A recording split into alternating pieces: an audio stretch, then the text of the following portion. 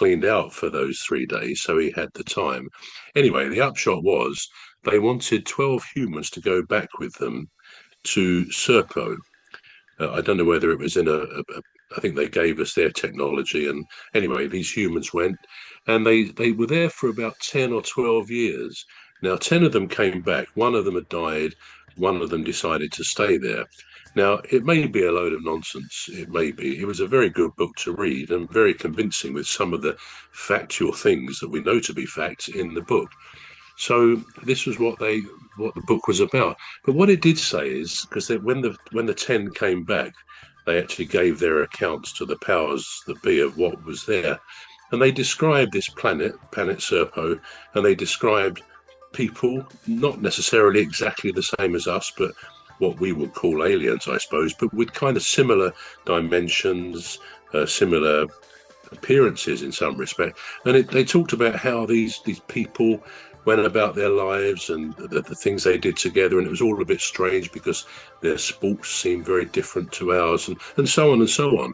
But sometimes I think when I'm, say, at a football match or doing anything else, I think if I were an alien actually watching the human race, it would be quite a fascinating thing to see. You know, these people moving along in these little boxes they call cars, all the things we do, which we just take for granted. We don't really give it a second thought.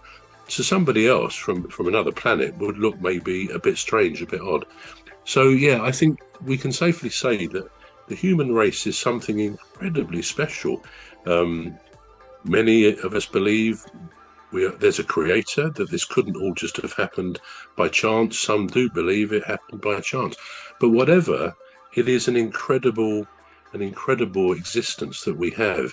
And sometimes I think it's a good idea in any situation to look at things with fresh eyes, just to look and think, yeah, you know, I take that so much for granted, you know, whether it's a beautiful sunset or an aeroplane taking off, the magic of human ingenuity, the things we've done. So, yeah, so we come back to we are all unique. We all are fashioned from our earliest times on this earth, on this amazing journey, this amazing life. Now, along those lines, I'm going to ask you a couple of questions, Cuz. So hopefully you're geared up to answer. First one, do you think most people are inherently good and decent? Oh, I think you've asked me this question before, and I think I said, and I think I said, Did I ask you that before? yeah, you did. I I remember exactly why I answered, but then I went back and I thought, hmm, I don't think that was quite right. So I'd like to change my answer now. I really, Good. yeah, because the first time you asked me, I said, yeah, I do believe that, you know, people are inherently good. There are quite a lot of good people about, and I genuinely believe that the first time. However, now I'm looking at it and I'm thinking, I think it's the other way round. So people are inherently bad, but a lot of people work on it. They work so hard on themselves and they change it. Because when you think about doing good, be it a good habit, so let's start with a good habit and a bad habit, right? If you're presented with a bowl of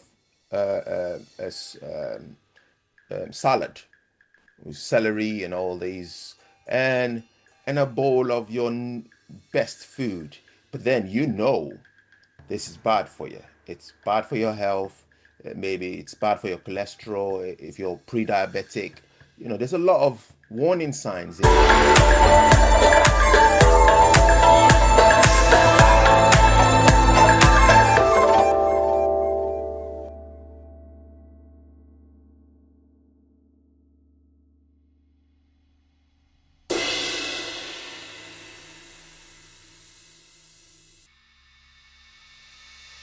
diabetic. You know, there's a lot of warning signs in there. And Mm.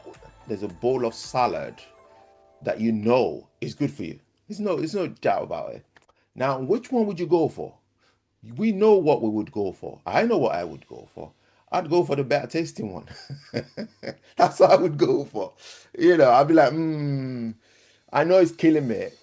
I know it's killing me, but that's what I prefer. And a doctor could be stood there and saying to you, listen, if you eat that, your chances of developing this and that, they could count at 100 warning sign, red flags. You'd be like, yeah, I know. But that's what I want. And it's the same with the human behavior or characteristics, things that define us.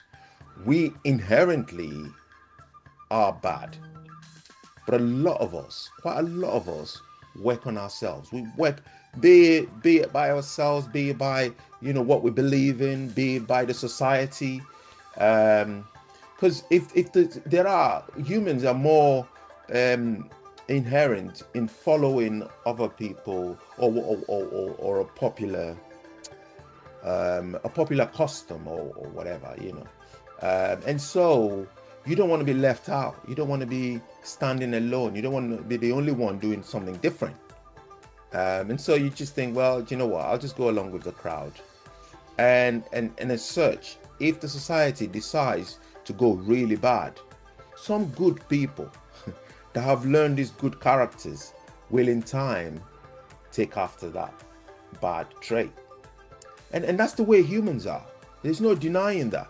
But a lot of us actually try so hard to work on ourselves. And that's my answer now. Mm. So, as Yeah. you say, it's a little bit different to what you said before. It is. It is Okay, I quite mean, different. Yeah. are you suggesting then that maybe eating some foods that are not good for us makes us bad? No, no, that's not what I'm using it as Hmm. a sort of an example of Right. of of what we are naturally, of what Hmm. our intuitions are with regards to making good and bad decisions. So I just use that as an example to say, no, eating bad food is not a bad thing. It's a choice. It's a life choice, and I hate to say this, but it's not hurting anyone. There are things that I could say it's not hurting anyone, but it's morally bad. Yeah. So I wouldn't use that. I wouldn't use that term generally. I would use it in a selective way. It's not hurting anyone in a selective way. So yeah, but eating whatever people like, I know